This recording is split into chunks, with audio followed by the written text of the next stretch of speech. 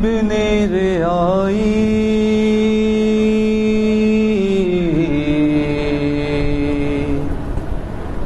آجا میرے بھائی، حر ابن ریائی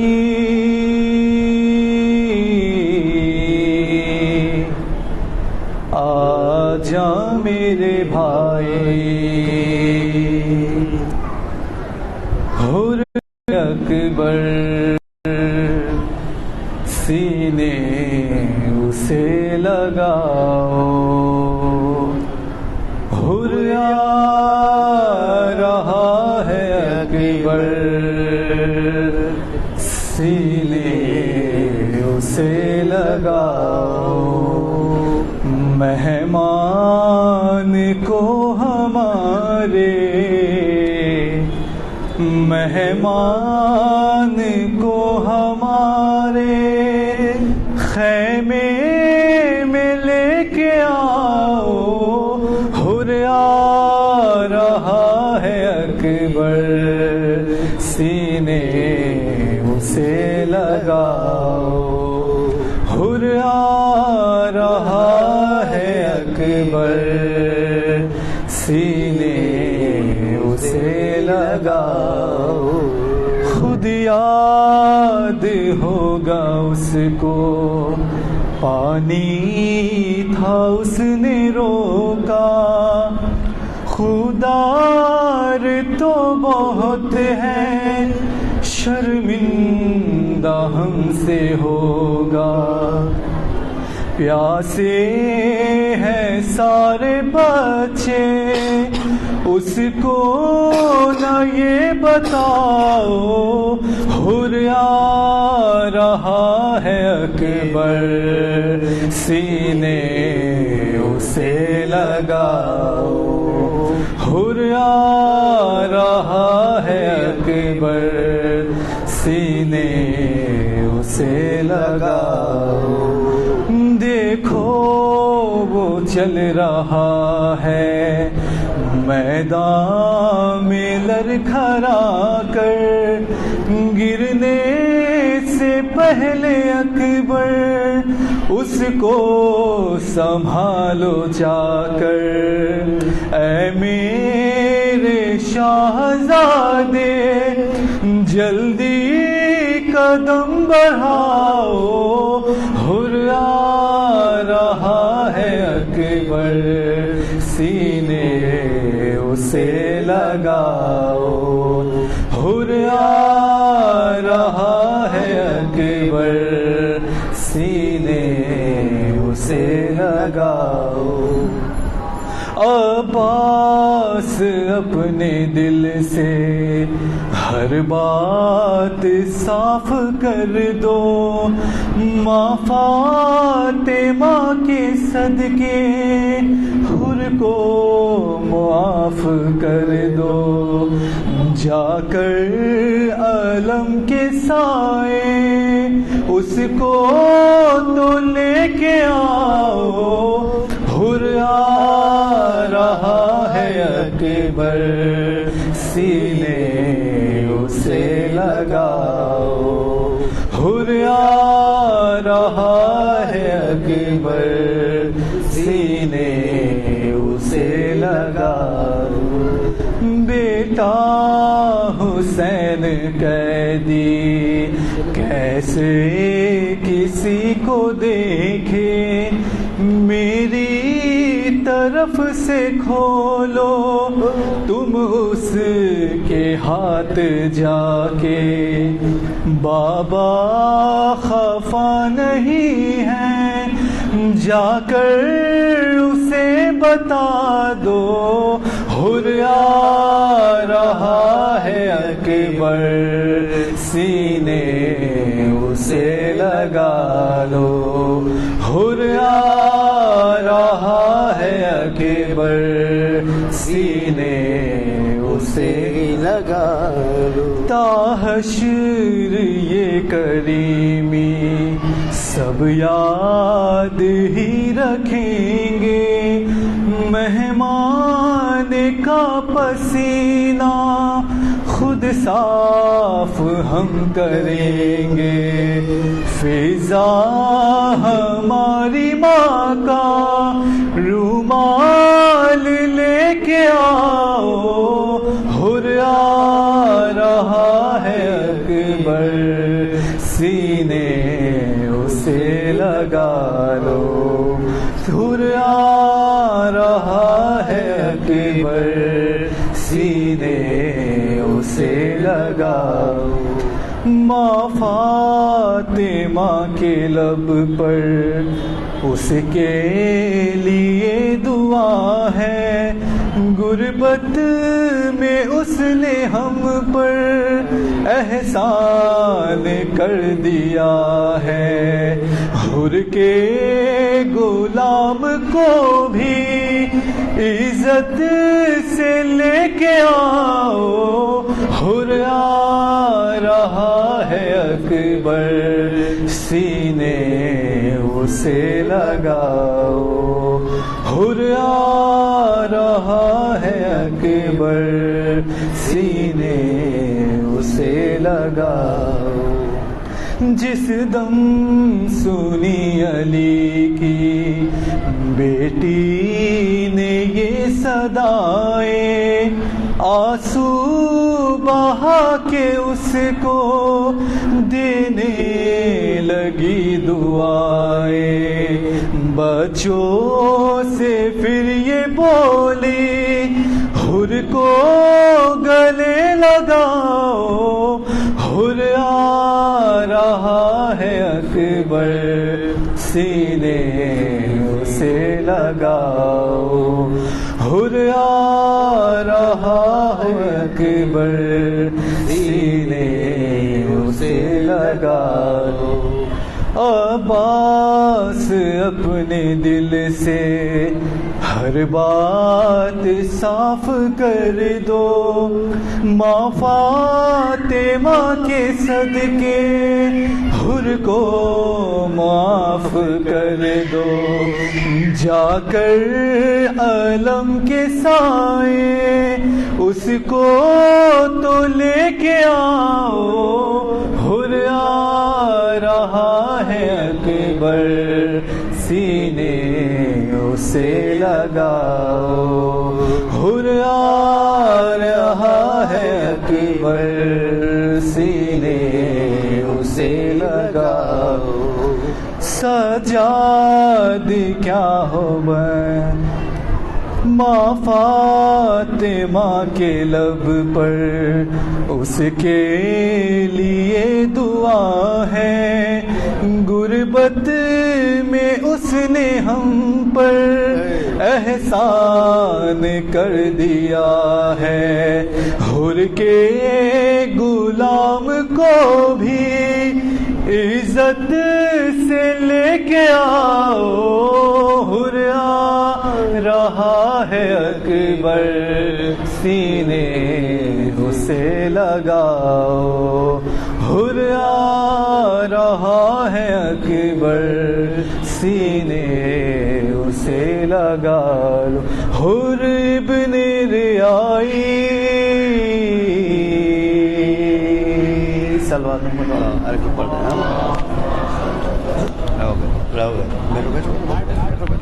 بیٹھو بیٹھو میرے ساتھ، صلوات محمد وآل محمد۔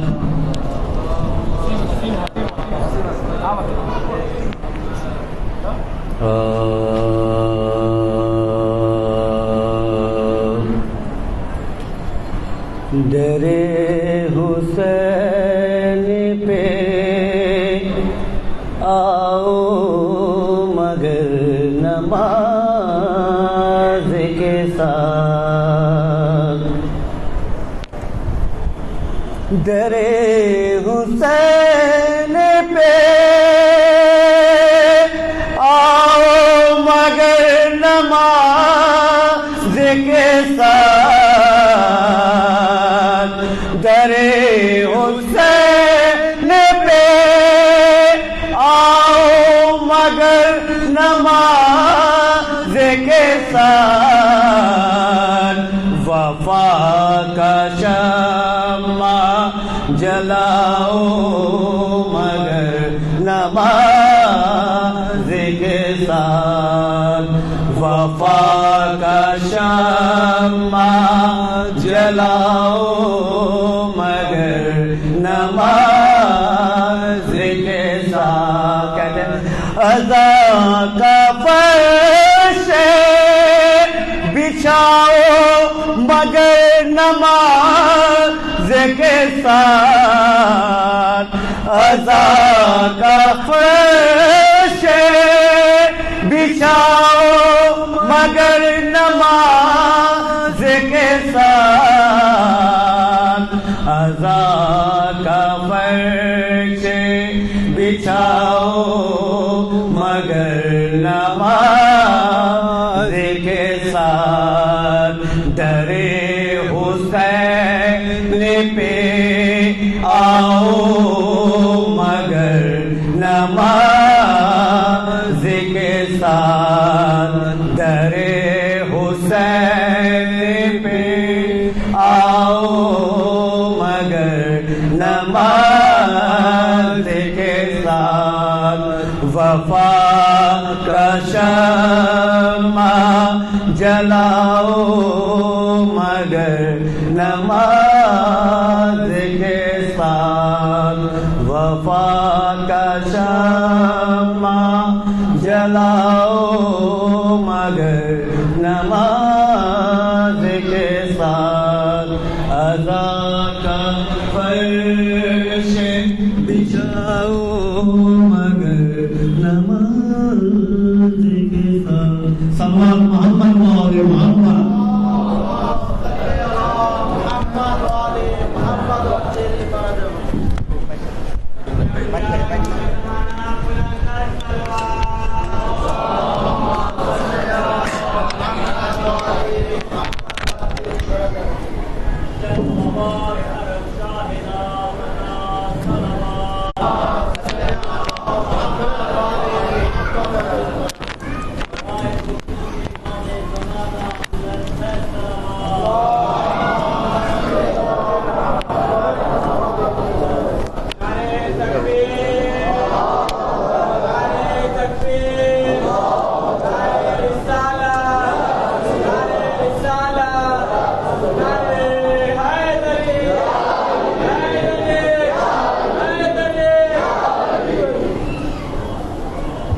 نہیں پیچھے ٹھیک ہے.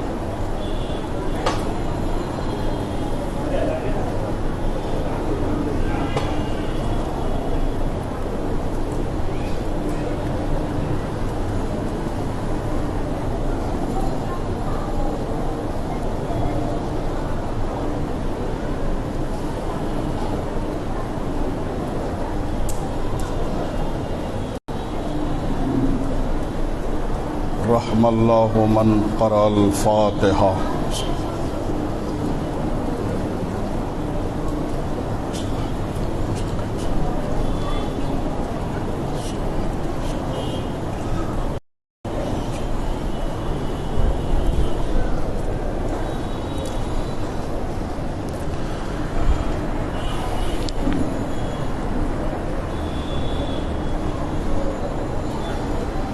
اعوذ باللہ من الشیطان اللعین الرجیم.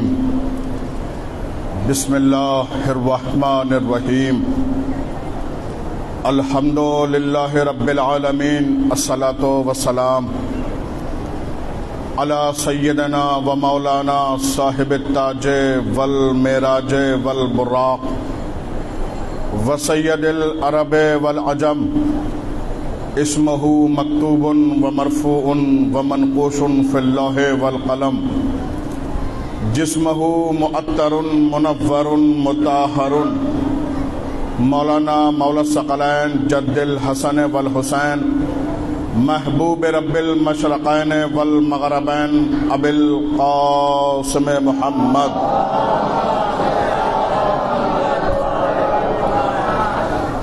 علی سید الوسیین و یاسب الدین امیر المومنین.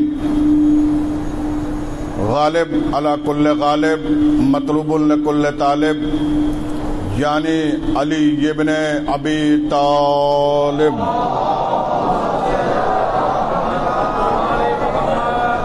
والد شبیر و شبر قاتل مرحب و انتر وقال النبی بشانہ فی یوم الخندق ضربت علی یوم الخندق افضل من عبادت الثقلین والہ الطیبین الطاہرین المعصومین المظلومین ولعنت اللہ علی اعدائہم وغاصبی حقوقہم ومنکری فضائلہم وامامتہم وسخاوتہم وشجاعتہم وطہرتہم وولایتہم وعطشہم اجمعین علی لعنت اللہ علی قوم الظالمین اما بعد فقط قال رسول اللہ صلی اللہ علیہ وآلہ وسلم انی تارک فیکم الثقلین کتاب اللہ و عطرتی اہل بیتی ما ان تمسکتم بہما لن تضلوا بعدی حتی یرد علی الحوض صلوات پر محمد و علیہ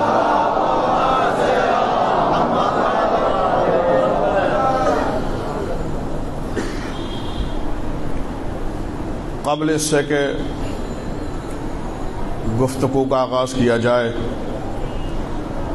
آپ حضرات سے گزارش ہے کہ تھوڑا تھوڑا سا اور آگے کو آ جائیے.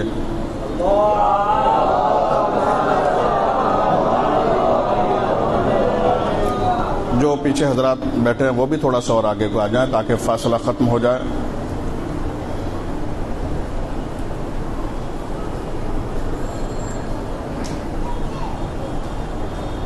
خدا ختم انبیاء صلوات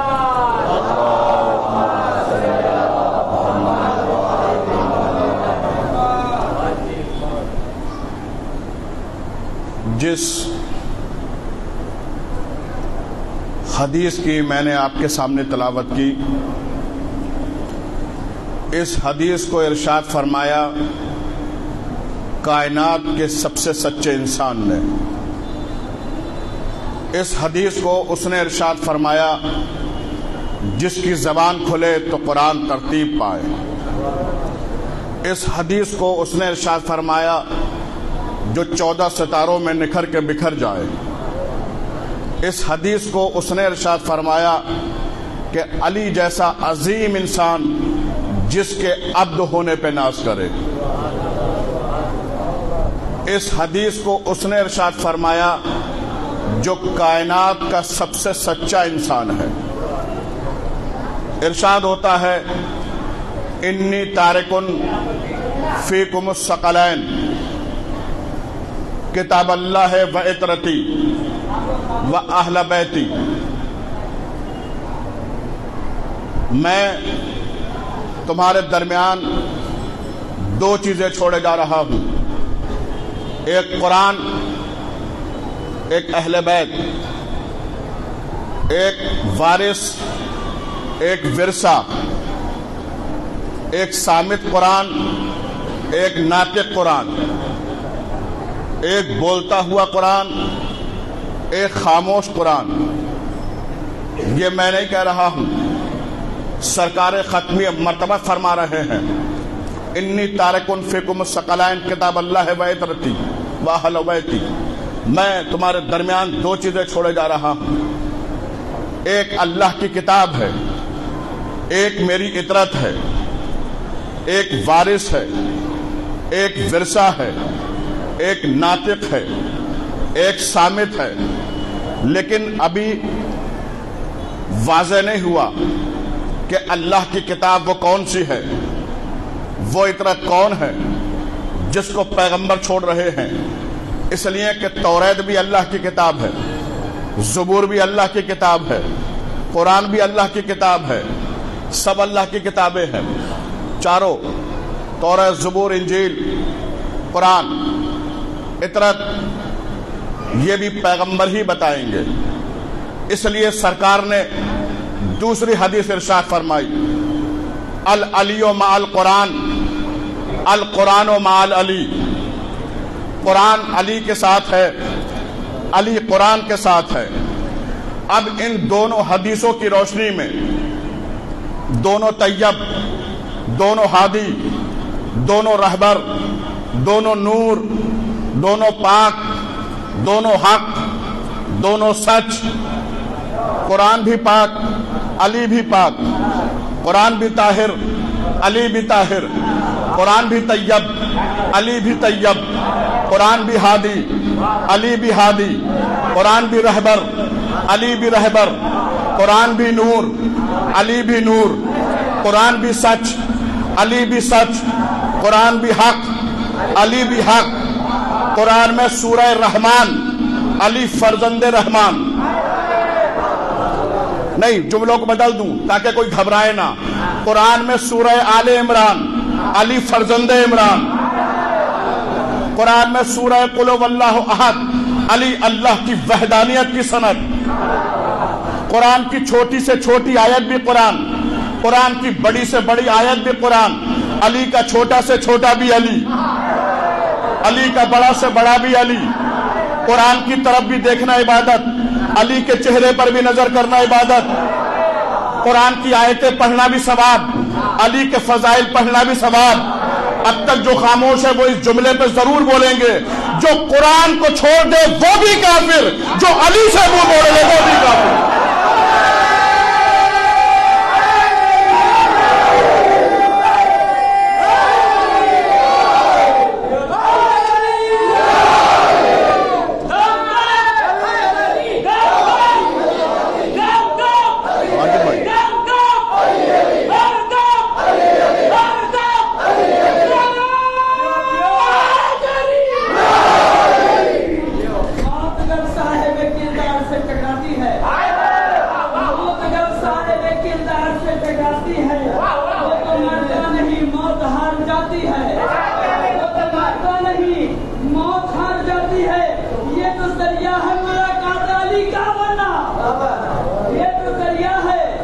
ملاقات علی کا ورنہ موت حیدر کے غلاموں کو نہیں آتی ہے، موت حیدر کے غلاموں کو کہاں آتی ہے؟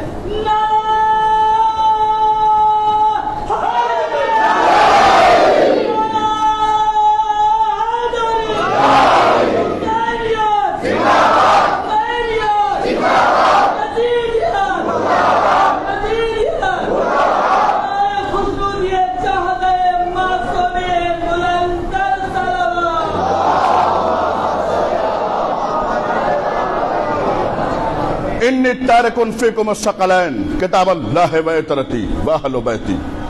میں تمہارے درمیان دو چیزیں چھوڑے جا رہا ہوں، دو ثقلین، ہم وزن، ہم ملت، ہم عقیدہ، ہم ڈھنگ، ہم رنگ، دونوں کا انداز ایک، دونوں کا معیار ایک، دونوں کی گفتگو ایک، دونوں کی جستجو ایک، دونوں کا انداز ایک، دونوں کا معیار ایک، دونوں کا کردار ایک، دونوں کی شخصیت ایک، دونوں کی شریعت ایک، دونوں کی شیعت ایک،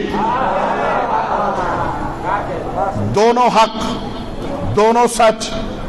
قرآن اللہ کو کتنا پیارا جتنے اہل بیت پیارے، قرآن محمد کے کتنا قریب جتنے اہل بیت قریب۔ قرآن اور اہل بیت دونوں ہم وزن ہیں، دونوں کی عظمت ایک، مرتبہ ایک۔ جو عظمت قرآن کی وہ عظمت اہل بیت کی، جو مرتبہ قرآن کا وہ مرتبہ اہل بیت کا، جو عزت قرآن کی وہ عزت اہل بیت کی، جو رفعت قرآن کی وہ رفعت اہل بیت کی، جو عظمت قرآن کی وہ عظمت اہل بیت کی، جو عزت قرآن کی وہ عزت اہل بیت کی۔ کہ صاحب قرآن کی عزت کیا ہے، قرآن کا مرتبہ کیا ہے؟ کہ دیکھیے، جہاں پر قرآن رکھا جاتا ہے اسے مسند قرآن کہتے ہیں، قرآن کی رحل کہتے ہیں، قرآن کی جگہ کہتے ہیں، قرآن کی مسند کہتے ہیں۔ اگر اس قرآن کی جگہ پر، قرآن کی مسند پر، قرآن کی رحل پر کوئی انسان دنیاوی کتاب رکھتا ہے تو اسے ڈانٹ دیا جاتا ہے، بھائی آپ کو تمیز نہیں ہے، شعور نہیں ہے، یہ قرآن رکھنے کی جگہ ہے، اس پر دنیاوی کتاب کیوں رکھی ہے؟ کہ پھر کیا رکھ سکتے ہیں اس پر؟ کہ اس پر یا تو قرآن رکھا جائے گا یا قرآن کے پارے رکھے جائیں گے. قرآن کا پہلا پارا، قرآن کا دوسرا پارا، قرآن کا تیسرا پارا، کیا یہ بھی قرآن ہے؟ یہ بھی مسند قرآن پر رکھے جائیں گے؟ کیا اس میں دنیاوی کتاب نہیں رکھی جائے گی؟ تو ہو سکتا ہے کہنے والا کہ مولانا اس کتاب میں کوئی غلط بات نہیں ہے، اس کتاب میں لکھا ہے سچ بولیے، ظالم کا ساتھ نہ دیجئے، مظلوم کا ساتھ دیجئے. ہم نے کہا کتنی سچی باتیں، کتنی اچھی باتیں اس کتاب میں کیوں نہ لکھی ہوں، لیکن یہ کتاب قرآن کی مسرت پر نہیں آ سکتی، قرآن کی جگہ پر نہیں آ سکتی. کہ یہ عظمت ہے قرآن کی، پوری توجہ، یہ عظمت ہے قرآن کی کہ قرآن کی جگہ پر قرآن کے علاوہ کوئی اور نہیں آ سکتا. تو جو عظمت قرآن کی ہے وہی عظمت اہل بیت کی ہے. جب قرآن کی جگہ پر قرآن کے علاوہ کوئی اور نہیں آ سکتا تو پھر مسند اہل بیت پر بھی اہل بیت کے علاوہ کوئی اور نہیں آ سکتا. اگر آ بھی جاتا ہے تو حسن و حسین یہ کہہ کے اتار دیتے ہیں اتر میرے بابا کے منبر سے.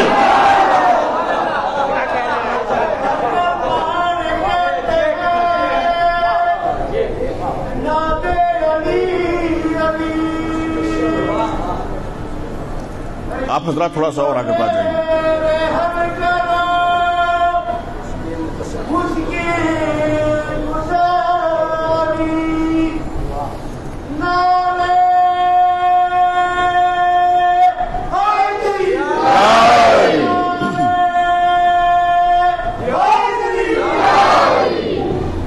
پیغمبر دو چیزیں چھوڑ کے گئے، ایک قرآن، ایک اہل بیت. اہل بیت کو بھی چھوڑا، قرآن کو بھی چھوڑا. تو پیغمبر قرآن کو کیوں چھوڑ کے گئے؟ توجہ، پیغمبر قرآن کو کیوں چھوڑ کے گئے؟ بیٹی کی شادیوں میں دہیج میں دینے کے لیے، تعویذ بنا کے گلے میں لٹکانے کے لیے، گھر کی طاق میں سجانے کے لیے، میت پہ پڑھوانے کے لیے. بھائی پیغمبر قرآن کو کیوں چھوڑ کے گئے؟ کیا جہیز میں دینے کے لیے چھوڑ کے گئے؟ کیا میت پہ پڑھوانے کے لیے چھوڑ کے دے کے گئے؟ کیا تعویذ بنا کے گلے میں لٹکانے کے لیے چھوڑ گئے؟ کہ نہیں. پیغمبر قرآن اس لیے چھوڑ کے نہیں گئے. کہ پھر کس لیے چھوڑ کے گئے؟ کہ پیغمبر قرآن چھوڑ کر گئے ہیں تلاوت کے لیے، پڑھنے کے لیے. تو قرآن میں کیا پڑھیں؟ کہ آیتیں پڑھیے، سورے پڑھیے. کہ کون سے سورے؟ کہ سارے سورے، سارے سورے، سارے سورے. وہی سورہ عنکبوت، وہی سورہ بلاس، وہی سورہ بقرہ، وہی ہاتھی کا سورہ، وہی چیٹی کا سورہ، وہی آدم کا جھگڑا، وہی شیطان کا لعنت، اس کو اوپر پڑھنا. بھئی یہ پڑھیں. اور کب تک پڑھیں؟ جیسے کہا جاتا ہے کہ علی کے فضائل کب تک پڑھیے گا، اور اتنے پرانے فضائل، وہی کعبے میں ولادت، وہی سورج کا پلٹنا، وہی ستارے کا اترنا. تو بھائی قرآن بھی تو پرانا ہے، آیتیں بھی پرانی ہیں، سورے بھی پرانے ہیں. یہ کب تک پرانا قرآن پڑھیے گا؟ کب تک پرانے سورے پڑھیے گا؟ چھوڑ دیجئے. کہ نہیں ہم نہیں چھوڑ سکتے، اللہ نے حکم دیا ہے. تو اللہ نے آپ کو حکم دیا ہے؟ کہ نہیں ہمیں حکم نہیں دیا ہے، نبی کو حکم دیا ہے. ہمیں قرآن نبی سے ملا ہے، ہمیں نبی نے دیا ہے، اور ہم نبی سے ملا ہوا قرآن پرانا سمجھ کر نہیں چھوڑ سکتے. بھائی جب آپ نبی سے ملا ہوا قرآن پرانا سمجھ کر نہیں چھوڑ سکتے تو ہم بھی نبی سے ملے ہوئے اہل بیت کے فضائل پرانے سمجھ کر نہیں چھوڑ سکتے.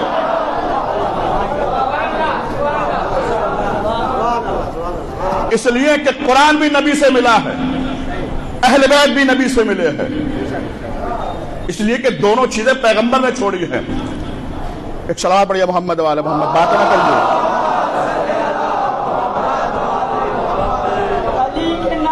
سب کچھ ہی بدل جائے گا. باتیں نہیں، باتیں نہیں. علی کے نام سے سب کچھ ہی بدل جائے گا. سر پہ طوفان بھی ہوگا تو ٹل جائے گا، سر پہ طوفان بھی ہوگا تو ٹل جائے گا۔ علی کے ذکر سے جس کو بھی دشمنی ہوگی، علی کے ذکر سے جس کو بھی دشمنی ہوگی، پاؤں شبنم میں بھی ہوگا تو پچھل جائے گا۔ نعرہ حیدری، نعرہ حیدری، نعرہ رسالت، نعرہ رسالت، حسینیت، حسینیت، یزیدیت، یزیدیت، برائے خشنودی امام زمانہ بلندتر صلوات۔ پیغمبر دو چیزیں چھوڑ کے گئے، ایک قرآن، ایک اہل بیت۔ جو اہل بیت کو چھوڑ دے گا گمراہ ہو جائے گا، جو قرآن کو چھوڑ دے گا گمراہ ہو جائے گا۔ تو پھر قرآن کو کیسے چھوڑا جاتا ہے؟ قرآن کو کیسے چھوڑا جاتا ہے؟ کیا کوئی ہاتھ میں لے کے قرآن چھوڑ دے اس نے قرآن چھوڑا؟ کہ نہیں، اس کا مطلب یہ نہیں ہے۔ کہ اس کا مطلب یہ ہے کہ قرآن رکھا رہے اور آیتیں نہ پڑھی جائیں، یعنی آیتیں نہ پڑھنا اس بات کی دلیل ہے کہ اس نے قرآن کو چھوڑا، تو پھر علی کے فضائل نہ پڑھنا اس بات کی دلیل ہے اس نے علی کو چھوڑا۔ بھائی دلیل کیا ہے؟ قرآن والا ہے۔ کہ آیتیں پڑھنا اس بات کی دلیل ہے کہ یہ قرآن والا ہے، تو پھر آل محمد کے فضائل پڑھنا اس بات کی دلیل ہے کہ یہ اہل بیت والا ہے۔ اس لیے کہ پیغمبر دونوں چیزیں چھوڑ کے گئے ہیں، قرآن بھی چھوڑ کے گئے اور اہل بیت کو بھی چھوڑ کے گئے۔ کہ کیوں چھوڑا اہل بیت کو اور قرآن کو؟ کہ قرآن کو اس لیے چھوڑا تاکہ ہدایت کرے، اہل بیت کو اس لیے چھوڑا تاکہ ہدایت کرے، قرآن کو اس لیے چھوڑا تاکہ گمراہی سے بچائے، اہل بیت کو اس لیے چھوڑا تاکہ گمراہی سے بچائے، قرآن کو اس لیے چھوڑا تاکہ معرفت کرائے، اہل بیت کو اس لیے چھوڑا تاکہ معرفت کرائے۔ کیا مطلب؟ جب دونوں کا کام ہی ایک ہے تو پھر دونوں کو کیوں چھوڑا؟ بھئی قرآن کا مقصد بھی ہدایت کرنا اور اہل بیت کا مقصد بھی ہدایت کرنا۔ جب دونوں کا کام ایک ہے تو پھر دونوں کو کیوں چھوڑا؟ یا قرآن کو چھوڑ دیتے یا اہل بیت کو چھوڑ دیتے، کسی ایک کو چھوڑ دیتے۔ آواز قدرت آئی ذرا قرآن پڑھو، ہم نے قرآن کھولا تو ہمیں پہلی آیت ملی قرآن کی جسے سب جانتے ہیں، بسم اللہ الرحمن الرحیم۔ کا کیا مطلب؟ ہم نے کہا شروع کرتا ہوں اللہ کے رحمان نام سے جو رحمان بھی ہے رحیم بھی ہے۔ کہ رحمان کا مطلب ہم نے کہا رحم کرنے والا، کہ رحیم کا مطلب ہم نے کہا رحم کرنے والا۔ کیا مطلب؟ دونوں کے معنی ایک، رحمان کا مطلب بھی رحم کرنے والا، رحیم کا مطلب بھی رحم کرنے والا۔ جب دونوں کے معنی ایک ہے تو پھر بسم اللہ میں دونوں کو کیوں رکھا؟ ایک کو رکھ دیتے، یا بسم اللہ الرحمن ہوتا یا بسم اللہ الرحیم ہوتا۔ جب دونوں کا معنی ایک ہے تو دونوں کو کیوں رکھا؟ کہ تم سمجھے نہیں، کہ مالک سمجھا، کہ دیکھو معنی دونوں کے بے شک ایک ہیں مگر مرکز الگ ہے۔ کیا مطلب؟ کہ دیکھو اللہ رحمان ہے آدم کے لیے بھی شیطان کے لیے بھی، اللہ رحمان ہے موسیٰ کے لیے بھی فرعون کے لیے بھی۔ نہیں بات پہنچ رہی ہے؟ اللہ رحمان ہے نوح کے لیے بھی، نوح کے بیٹے کے لیے بھی، اللہ رحمان ہے ابراہیم کے لیے بھی، نمرود کے لیے بھی، اللہ رحمان ہے قاتل کے لیے بھی مقتول کے لیے بھی، اللہ رحمان ہے ظالم کے لیے بھی مظلوم کے لیے بھی، اللہ رحمان ہے کافر کے لیے بھی اور مومن کے لیے بھی۔ اللہ رحمان ہے سب کے لیے، رحیم ہے صرف مومن کے لیے۔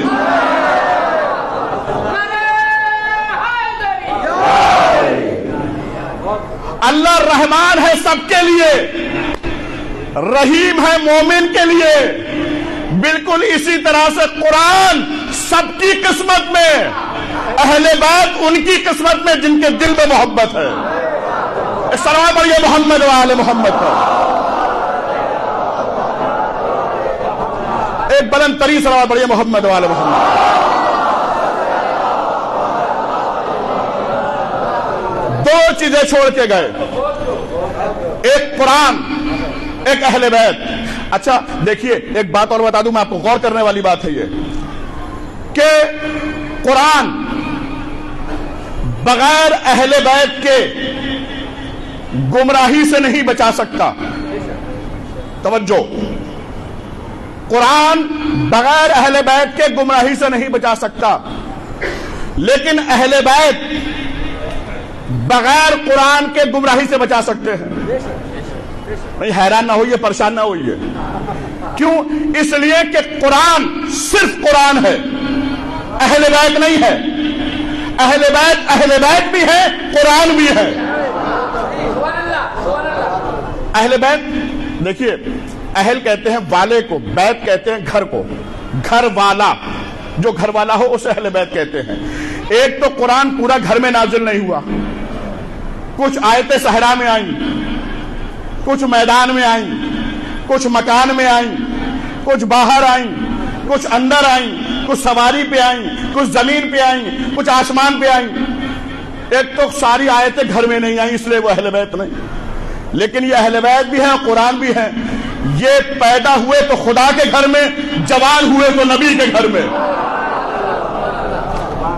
اچھا ایک فرق اور ہے, معصوم نے فرمایا ہے, امام نے فرمایا ہے کہ جب معصوم اس دنیا میں آتا ہے تو معصوم کے شانے پر آیت لکھی ہوتی ہے. تو بھائی جہاں آیت لکھی ہوتی ہے وہی تو قرآن ہوتا ہے. جس جگہ پہ آیت لکھی ہوتی ہے وہی تو قرآن ہوتا ہے. اچھا اس میں سمجھنے کے لیے کوئی ضروری نہیں ہے کہ آپ کے پاس بہت ساری ڈگریاں ہوں, بہت زیادہ پڑھے لکھے ہوں آپ. یہ بغیر پڑھے بھی سمجھ میں آتا ہے. مثال کے طور پر میں راشد بھائی کے گھر میں گیا, اور جب میں ان کے گھر میں داخل ہوا تو میں نے دیکھا کہ ایک کتاب زمین پر پڑی ہے اور ایک کتاب اوپر رکھی ہے. میں نے پوچھا راشد بھائی یہ زمین پہ پڑی ہے یہ کون سی کتاب, وہ جو اوپر رکھی ہے وہ کون سی کتاب؟ کہنے لگے یہ جو زمین پہ پڑی ہے یہ عام کتاب, یہ دنیاوی کتاب. وہ جو اوپر رکھی ہے وہ قرآن ہے, وہ اللہ کی کتاب ہے. تو بغیر پڑھے بھی سمجھ میں آتا ہے, جو نیچے وہ دنیاوی, جو اوپر وہ قرآن. جو نیچے وہ دنیاوی, جو اوپر وہ قرآن. جو نیچے وہ دنیاوی, جو اوپر وہ قرآن. اب سمجھ میں آیا کہ نبی نے غدیر کے میدان میں سب کو نیچے کیوں بٹھایا, علی کو ہاتھوں پہ کیوں اٹھایا. بتا رہے تھے کہ یہ اور ہے, ہاتھوں پہ اٹھے والا اور ہے.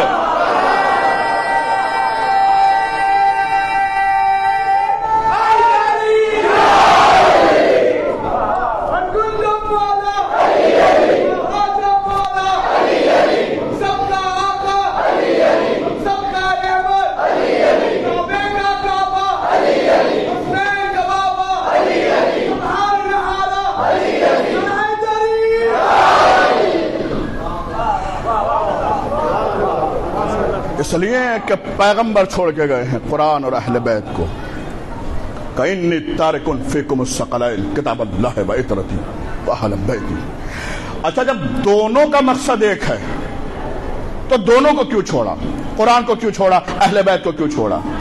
کیا اس لیے کہ ایک زمانہ آئے گا لوگ اہل بیت کو تو چھوڑ دیں گے لیکن قرآن کو نہیں چھوڑ پائیں گے. لوگ حدیث قصہ کو بھول جائیں گے, آیت تطہیر کو نہیں چھوڑ پائیں گے. لوگ علی کی شجاعت کے قصے بھول جائیں گے, سورہ حدید کو نہیں بھول پائیں گے. لوگ علی کی سخاوت کے قصے بھول جائیں گے, سورہ دہر کو نہیں چھوڑ پائیں گے. کہ ہم نے انتظام کیا ہے کہ اہل بیت کے فضائل یوں نہیں پڑھتے تو پھر یوں پڑھیے. اللہ نے انتظام کیا ہے کہ پڑھوانا ضرور ہے اہل بیت کے فضائل, چاہے قرآن کے آیتوں کے ذریعے پڑھیے چاہے اس کا ترجمہ کر کے پڑھیے. اس لیے ہم نے قرآن کے ساتھ اہل بیت کو چھوڑا ہے اور اہل بیت کے ساتھ قرآن کو چھوڑا ہے. دونوں کو اس لیے چھوڑا ہے. کیوں؟ کہ اس لیے کہ دیکھیے مقصد تھا, حالانکہ جب دونوں کا کام ہے تو دونوں میں سے ایک کو چھوڑ دیا جاتا, یا قرآن کو چھوڑ دیا جاتا یا اہل بیت کو چھوڑ دیا جاتا. لیکن دونوں کو ساتھ میں چھوڑا. کیوں؟ کہ اس لیے کہ اللہ نے قرآن کو قرآن بنایا ہے، البم نہیں بنایا. یہ نہیں دکھایا کہ دیکھو آدم اس طرح سے بنائے جا رہے ہیں، نوح کا سفینہ اس طرح سے چل رہا ہے، موسیٰ کا اژدہا اس طرح سے بن رہا ہے، ابراہیم کے لیے آگ اس طرح سے گلزار ہو رہی ہے. کہ ہم نے قرآن کے ساتھ اہل بیت کو اس لیے چھوڑا کہ قرآن کا کام ہے بتانا، اہل بیت کا کام ہے کر کے دکھانا. میں نے غالباً مجھے یاد آ رہا ہے کہ پہلی مجلس میں یا دوسری مجلس میں نے ایک واقعہ آپ کے سامنے سنایا تھا. میرے موضوع میں جلدی میں سنا دیتا ہوں کہ اہل بیت کو قرآن کے ساتھ کیوں چھوڑا. ضرورت تھی چھوڑنے کی. مثال کے طور پر اور ہمارے اور آپ کے چھٹے امام جعفر صادق علیہ السلام، وہ میں نے واقعہ پڑھا ہے کہ چھٹے امام کے بعد ایک چاہنے والا آیا اور آنے کے بعد اس نے کہا کہ مولا میں نے سنا ہے کہ ہر خشک و تر قرآن میں موجود ہے. مولانا فرمایا لا رطب ولا یابس الا فی کتاب مبین، بے شک ہر خشک و تر قرآن میں ہے. کہ مولا میں نے یہ بھی سنا ہے کہ قرآن میں ہر چیز تفصیل کے ساتھ ہے، وضاحت کے ساتھ ہے. کہاں قرآن میں ہر چیز تفصیل کے ساتھ ہے. اس نے کہا مولا میری سمجھ میں نہیں آتا. اس کے ہاتھ میں رزق تھا عرب کا، کھجور. مولا نے کہا اپنی کھجور دکھا اور یہ بتا کہ اس کے اوپر کیا ہے، اس کے اندر کیا ہے. کہنے لگا فرزند رسول اس کے اوپر مٹھاس ہے، اس کے اندر گٹھلی ہے. کہ گٹھلی ہے کچھ اور بھی ہے. کہنے لگا نہیں فرزند رسول صرف گٹھلی ہے. 1000 بار دیکھا ہے گٹھلی ہی نکلتی ہے، کچھ اور نہیں ہوتا. مولانا فرمایا اپنی کھجور مجھے دے. اس کی کھجور لی، مٹھاس کو ہٹایا، گٹھلی کو ہاتھ میں لیا، زمین کے سینے کو چاک کیا، زمین کے سینے میں گٹھلی کو رکھا. اس گٹھلی پر مولا نے نظر رحمت کی. جیسے ہی اس گٹھلی پر نظر رحمت پڑی، اس گٹھلی سے درخت نکلنا شروع ہو گیا. پتے بھی آئے، شاخیں بھی آئیں، پھل بھی آئے. مولا نے کہا دیکھا جب تک تو نے گٹھلی کو تراب کے حوالے نہیں کیا، گٹھلی تیری سمجھ میں نہیں آئی. جب تک تو قرآن کو آل محمد سے نہیں سمجھے گا. اب سمجھ میں آیا کہ قرآن کے ساتھ آل محمد کو کیوں چھوڑا.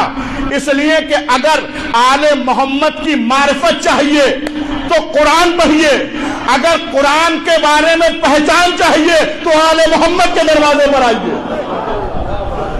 وہ بتائیں گے کون سی آیت کہاں پر آئی، کس جگہ پر آئی، کیا پیغام آیا، کیا پیغام لایا. دیکھیے قرآن میں صرف نماز کی باتیں نہیں ہے، صرف روزے کا ذکر نہیں ہے، بلکہ ہر خشک و تر قرآن میں ہے. آدم دونوں ہاتھوں سے بنائے گئے قرآن میں ہے. موسیٰ کا عصا اژدہا بنا قرآن میں ہے. عیسیٰ پیدا ہوتے ہی بولے قرآن میں ہے. موسیٰ نے فرعون کے تماچا مارا قرآن میں ہے. موسیٰ کی قوم کے لیے من و سلوہ آیا قرآن میں ہے. موسیٰ کا عصا اژدہا بنا قرآن میں ہے. شیطان کو بارگاہ الہی سے نکالا گیا قرآن میں ہے. آدم دونوں ہاتھوں سے بنے قرآن میں ہے، ثابت کیسے ہو. موسیٰ کا عصا اژدہا بنا قرآن میں ہے، ثابت کیسے ہو. عیسیٰ پیدا ہوتے ہی بولے قرآن میں ہے، ثابت کیسے ہو. موسیٰ نے فرعون کے تماچا مارا قرآن میں ہے، ثابت کیسے ہو.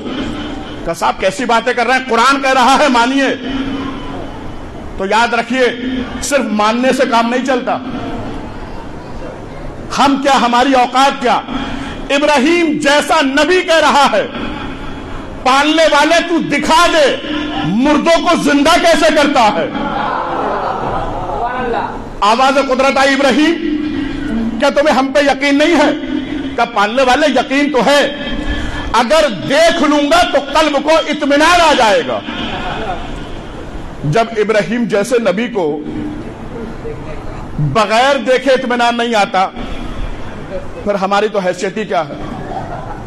پالنے والے آدم دونوں ہاتھوں سے بنے، عیسیٰ پیدا ہوتے ہی بولے، یہ سب کچھ قرآن میں ہے. تو کیسے پتا چلے کہ ہم نے اس لیے قرآن کے ساتھ اہل بیت کو چھوڑا ہے کہ قرآن کا کام ہے بتانا، اہل بیت کا کام ہے کر کے دکھانا. توجہ اب ایک ایک جملے پر، ورنہ بات رائگاں ہو جائے گی. قرآن نے بتایا، بتائے گا کون؟ قرآن. ثابت کون کریں گے؟ اہل بیت. اب سنیے، قرآن نے بتایا کہ آدم دونوں ہاتھوں سے بنائے گئے. کیسے پتا چلے کیسے ثابت ہو کہ آدم دونوں ہاتھوں سے بنائے گئے؟ کہ آئیے غدیر کے میدان میں دیکھیے نبی نے علی کو کیسے بنایا، کیسے بنایا؟ دونوں ہاتھوں کو بلند کر کے کہا، صرف ہاتھوں کو بلند کر کے نہیں کہا، ہاتھوں پہ بلند کر کے کہا من کنت مولا ہو فہذا علی مولا۔ دعویٰ قرآن کا تھا، دلیل آل محمد نے دی۔ قرآن نے بتایا کہ شیطان بارگاہ الہی سے بھگایا گیا، کیسے پتا چلے؟ یہ وہی بولے گئے جملے پر جس کی تاریخ پہ نظر ہوگی۔ قرآن نے بتایا کہ شیطان بارگاہ الہی سے نکالا گیا، کیسے پتا چلے؟ کیسے ثابت ہو؟ نبی نے اپنے گھر سے بھگا کے بتایا کہ ایسے نکالا گیا۔ قرآن نے بتایا کہ عیسیٰ پیدا ہوتے ہی بولے، کیسے پتا چلے؟ کیسے ثابت ہو کہ عیسیٰ پیدا ہوتے ہی بولے کہ آئیے 13 رجب کو خانہ کعبہ میں؟ مولا کائنات نے پیدا ہوتے ہی توریت کی، زبور کی، انجیل کی، قرآن کی تلاوت کر کے بتایا، ایسے بولے۔ قرآن نے بتایا کہ موسیٰ نے فرعون کے تماچا مارا، کیسے پتا چلے؟ کیسے ثابت ہو کہ موسیٰ نے فرعون کے تماچا مارا؟ کہ ابو طالب کے گھر آئیے، 3 دن کے علی نے ابو جہل کے تماچا مار کے بتایا۔ یہ تو سب کو معلوم ہے نا تاریخ، کہ ابو جہل بتوں کی خاک کا سرما لے کے پہنچا تھا مولا علی کے لگانے کے لیے۔ جیسے ہی جھکا تو کل ایمان نے ابو جہل کے ایسا تماچا مارا، ذاکرین کا جملہ ہے کہ ایسا تماچا مارا کہ ابو ایک طرف ہو گیا، جہل ایک طرف ہو گیا۔ گویا کہ تاریخ یہ کہتی ہے کہ چہرہ گھوم گیا۔ اب وہ چلتا آگے تھا اور دیکھتا پیچھے تھا۔ اب وہ چہرے پہ ہاتھ رکھا، گھر سے باہر نکلا، کسی نے پوچھ لیا ارے یہ کیا ہو گیا، یہ چہرے پہ ہاتھ کیوں رکھا ہے؟ کیا کچھ نہ پوچھو، وہ کل ایمان کیا بھیجا تھا سرما لگانے کے لیے؟ کہنے نہیں یہ چہرے پہ ہاتھ کیوں رکھا ہے؟ پوری توجہ، اب میں 4 مصرے پڑھ رہا ہوں۔ کہنے یہ چہرے پہ ہاتھ کیوں رکھا ہے؟ تو چہرے کی طرف اشارہ کر کے ابو جہل نے کہا ہے طاقت حمزاد محمد کا کرشمہ، ہے طاقت حمزاد محمد کا کرشمہ، یہ کفر کے آئین کو پامال کرے گا۔ 2 دن کے علی نے میرا منہ پھیر دیا ہے، یہ طفل جوان ہوگا تو کیا حال کرے گا؟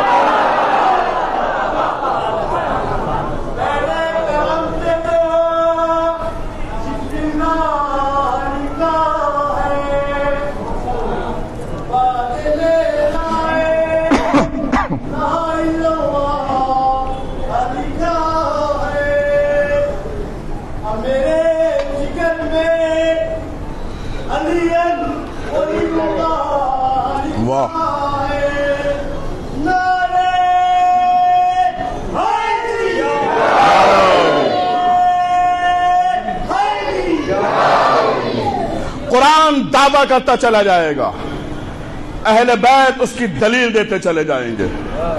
قرآن نے بتایا کہ موسیٰ کی قوم کے لیے من و سلوہ آیا، کیسے پتا چلے؟ کیسے ثابت ہو کہ موسیٰ کی قوم کے لیے من و سلوہ کیسے آیا؟ کہ آئیے در فاطمہ پر آئیے، دیکھیے جناب فضہ آسمان سے کھانا کس طرح سے منگا رہی ہے۔ قرآن نے بتایا کہ موسیٰ کا عصا اژدہا بنا، کیسے پتا چلے؟ کیسے ثابت ہو کہ موسیٰ کا عصا اژدہا بنا؟ کہ 8ویں امام نے شیر قالین کو زندہ کر کے بتایا۔ مامون نے بلایا تھا نا توہین کے لیے امام کی، 8ویں امام کو، 8ویں امام علی رضا علیہ السلام۔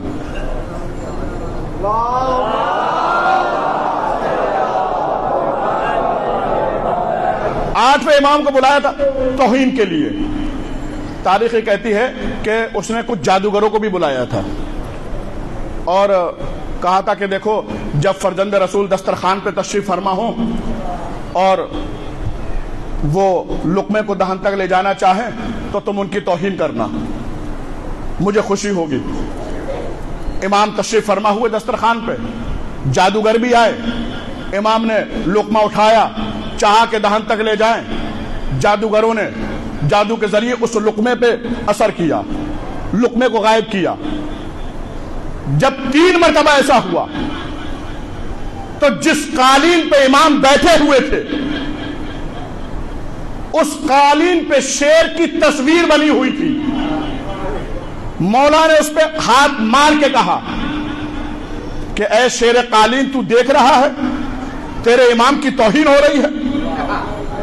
تاریخ یہ کہتی ہے کہ شیر اصل حالت میں آیا، شیر بن گیا، مجسم ہوا، اور جتنے بھی جادوگر بیٹھے تھے سب کو کھا گیا۔ تماشا بنانے والا خود تماشا بن گیا۔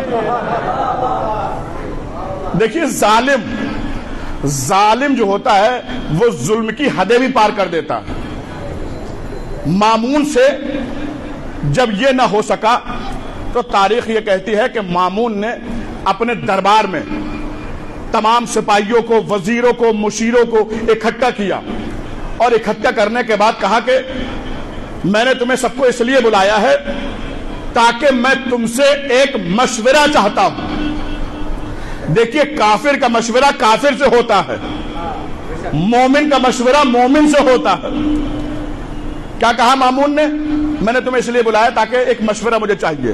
کہ کیسا مشورہ؟ پوری توجہ ایک جملے پر۔ کہ کیسا مشورہ؟ کہ کوئی ایک ایسی ترکیب بتاؤ جس سے میں فرزند رسول کو، 8ویں امام کو راستے سے ہٹا دوں اور تاریخ میں میرا نام بھی نہ آئے۔ ایک سپاہی کھڑا ہوا، اس نے کہا کیا کہا؟ کہا کہ کوئی ایک ایسی ترکیب بتاؤ جس سے میں امام کو، فرزند رسول کو راستے سے ہٹا دوں۔ اس نے کہا کہ تو بے وقوف ہے، جس کو تو راستے سے ہٹانا چاہ رہا ہے اصل میں راستہ ہی وہی ہے۔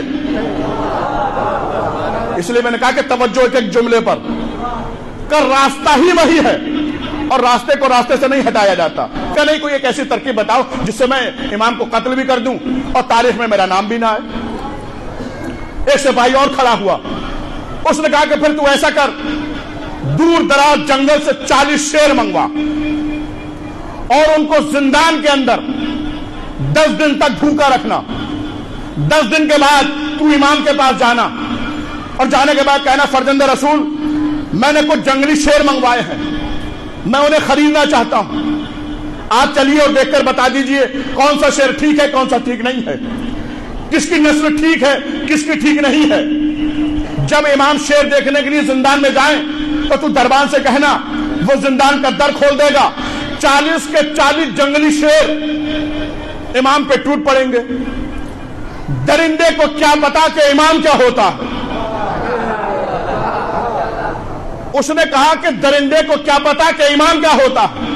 اب میں جملے کو بدل رہا ہوں اور آپ سب کے اذہان کا، ذہنوں کا امتحان بھی ہے کہ دیکھتا ہوں کہ جملے کو کون سمجھتا ہے۔ اس نے کہا کہ درندے کو کیا پتا کہ امام کیا ہوتا ہے، یا جس کو امام کا پتا نہ ہو وہ درندہ ہے۔ چاہے یہاں داد دیں گے یا گھر جا کے داد دیے گا، لیکن جملہ سمجھیے گا ضرور۔ اس نے کہا درندوں کو کیا پتا کہ امام کیا ہوتا ہے، یا جس کو امام کا پتا نہ ہو۔ ظاہر سی بات ہے جسے اپنے وقت کے امام کا پتا نہ ہو وہ پھر انسان ہی کہاں ہے۔ اس نے کہا کہ تیری ترکیب تو بہت اچھی ہے، کہا پھر تو ایسا ہی کر لے، ایسا ہی کر لے۔ اب اس نے کیا کیا، دور دراز جنگل سے شیر منگوائے، ان کو زندان کے اندر بھوکا رکھا 10 دن تک، اور اس کے بعد یہ امام کے پاس گیا، مامون کے پاس، امام کے پاس گیا مامون، اور جانے کے بعد مامون نے کہا کہ فرزند رسول میں نے کچھ جنگلی شیر منگوائے ہیں اور میں خریدنا چاہتا ہوں، اور آپ چلیے اور دیکھ کر بتا دیجئے کون سا شیر ٹھیک ہے کون سا ٹھیک نہیں ہے، کس کی نسل ٹھیک ہے کس کی ٹھیک نہیں ہے۔ بس جیسے ہی مامون نے یہ کہا تو امام مسکرائے اور مسکرا کے امام نے فرمایا مامون تو کب سے نسلوں کا خیال رکھنے لگا؟ ایک صلوات پڑھیے محمد و آل محمد کا.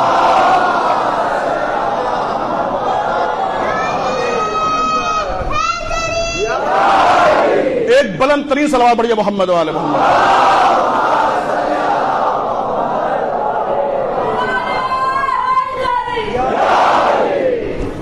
مامون تو کب سے نسلوں کا خیال رکھنے لگا؟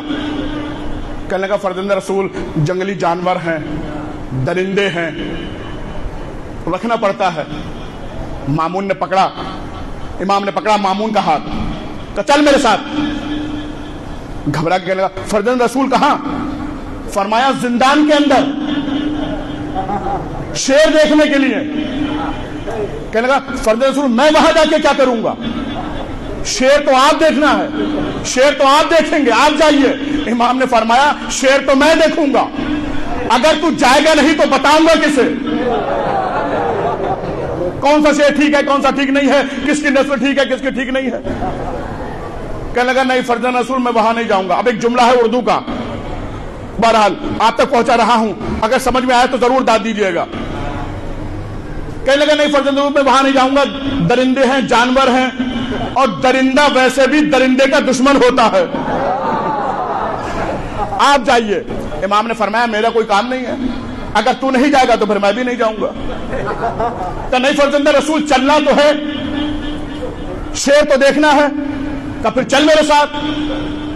تھوڑی دیر خاموش رہا، پھر کہنے لگا اچھا فرزند رسول میں زندان کی چھت کے اوپر چلا جاتا ہوں، آپ زندان کے اندر چلے جائیے گا، اشارے سے بتا دیجیے گا یہ شیر ٹھیک ہے یہ ٹھیک نہیں ہے، اس کی نسل ٹھیک ہے اس کی ٹھیک نہیں ہے، میں خرید لوں گا. امام نے فرمایا ٹھیک ہے چل تو ایسا ہی کر لے. ابھی اپنے تمام وزیروں کو، سپاہیوں کو، مشیروں کو لے کے زندان کی چھت کے اوپر امام زندان کے قریب پہنچے. دربان نے زندان کا در کھولا. جیسے ہی زندان کا در کھلا 40 کے 40 جنگلی شیر اللہ کے شیر کے قدموں پہ جھک گئے. اب بولیے یا نہ بولیے آپ کی مرضی ہے. اب درمیان میں ہے انسانیت کا کعبہ، شیر طواف کر رہے ہیں، کوئی ہاتھوں کو چوم رہا ہے، کوئی پیروں کا بوسہ لے رہا ہے، کوئی دامن کو پکڑے کھڑا ہے، کسی کی آنکھوں میں آنسو ہیں. اب تک کی تقریر کا سب سے قیمتی جملہ آپ تک پہنچا رہا ہوں. جو بولنا جانتے ہیں وہ تو بولیں گے ہی، جو نہ بھی بولنا جانتے ہیں وہ ایک بار سبحان اللہ ضرور کہیں گے. کیوں؟ کیونکہ یہ جملہ آپ سے بھی منسوب ہے.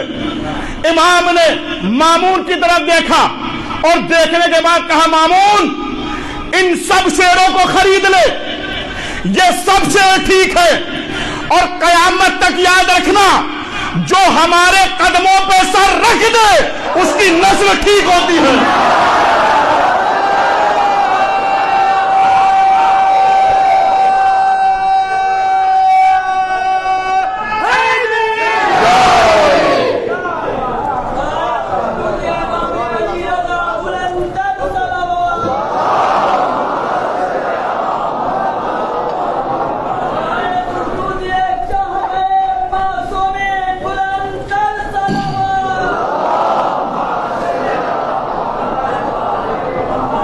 مامون ان سب شہروں کو خرید لے، یہ سب شہر ٹھیک ہیں، اور قیامت تک یاد رکھنا جو ہمارے قدموں پہ سر رکھ دے اس کی نسل ٹھیک ہوتی ہے.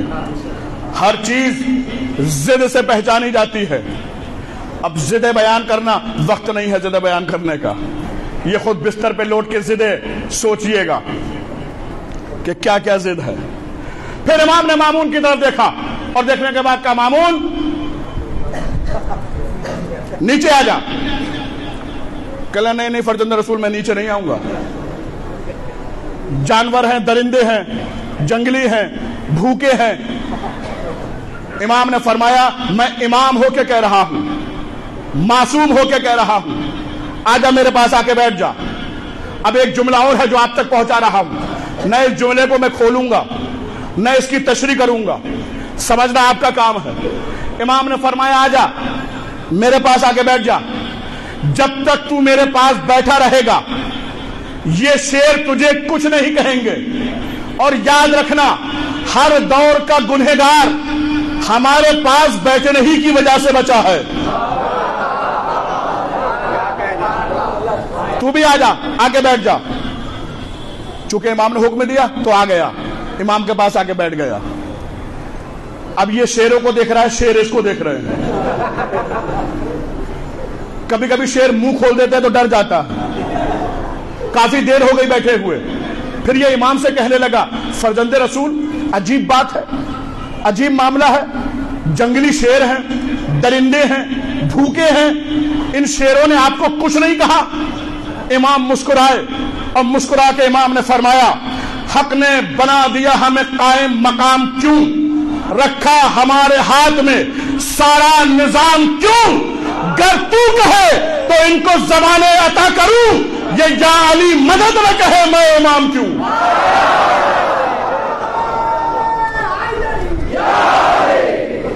ہم صرف انسانوں کے امام نہیں ہیں بلکہ کائنات میں ہر شے کے امام ہیں. جو کچھ قرآن میں ہے وہ اہل بیت کی زندگی میں ہے, اور یہی اہل بیت بھی ہیں, قرآن بھی ہے.